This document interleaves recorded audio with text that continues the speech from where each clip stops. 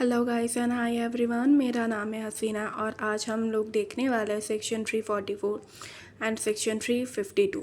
ये दोनों जो आपके सेक्शन है वो इम्पोर्टेंट है। सेक्शन 344 कहता है कि where a company is winding up every invoice order of a good or a business letter being a document or in which the name of the company appear issue by or on behalf of the company liquidator, receivable, manager of the company shall contain a statement that the company is wounding up। कि जब भी company जो है वो wounding up में चली जाएगी, company का नियम जो है वो जहाँ भी आएगा वहाँ पे कंपनी को मेंशन करना पड़ेगा कि कंपनी जो है वो वाउंडिंग अप में जा रही है, कंपनी वाउंडिंग अप हो रही है। कंपनी के इनवॉइस पे, कंपनी के ऑर्डर फॉर ए गुड पे, कोई बिजनेस लेटर है, कोई भी डॉक्यूमेंट है, सभी में ये चीज़ है वो मेंशन करनी पड़ेगी कि कंपनी वाउंडिंग अप में जा रही है। अगर ऐसा कंपनी नहीं करेगी, डिफ़ॉल्ट करेगी, तो उस पर फ़ाइन लगेगा 50,000 मिनिमम और मैक्सिमम 3 लाख। उसके बाद आपका सेक्शन कहता है 352 कहता है कि company liquidation dividend and undistributed asset. ये कहता है कि अगर कोई कंपनी है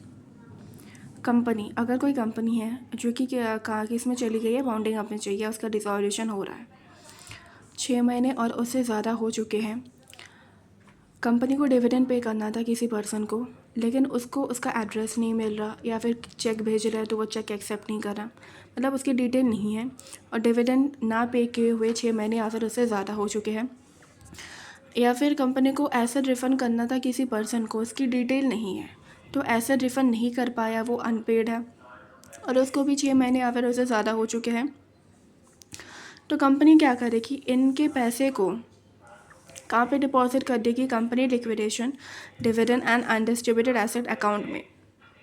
किसमें? Company liquidation dividend and undistributed asset account में। उसके बाद इसमें डिपॉजिट करने के बाद कंपनी को एक रिसिप्ट मिलेगा। उसके बाद कंपनी की जो लाइबिलिटी है वो क्या हो जाएगी, ख़त्म हो जाएगी। उसके बाद ये कह रहे कि अगर कंपनी डिसॉल्यूशन होने के बाद कोई बंदा गया उसका पैसा लेने के लिए, क्या कंपनी जो आरओसी है वो दे दी? क्या आंसर इसने यस। ये बंदा है, उसको अपना पैसा लेना था, वो आरओसी के पास गया, आरओसी विदिन 60 डेज़ के अंदर या तो पैसा दे देगा या तो पैसा नहीं देगा। उसके बाद इस अकाउंट में जो पैसा डिपॉजिट करा था कंपनी ने, ऐसा तो नहीं कि मरते दम तक इसी अकाउंट में पैसा भरा रहेगा। आंसर है सुनो, 15 साल के बाद ये जो पैसा है वो ट्रांसफ़र हो जाएगा जनरल रेवेन्यू अकाउंट में। कहाँ पे? आफ्टर 15 ईयर के बाद ये जो पैसा है वो ट्रांसफ़र हो जाएगा जनरल रेवेन्यू अकाउंट में। उसके बाद अगर इस सेक्शन का डिफ़ॉल्ट करेंगे तो इंटरेस्ट देना पड़ सकता है कंपनी लिक्विडेटर को 12%।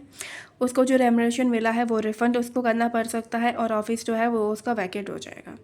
ओके बच्चों, थैंक यू सो मच। आज की वीडियो में इतना ही।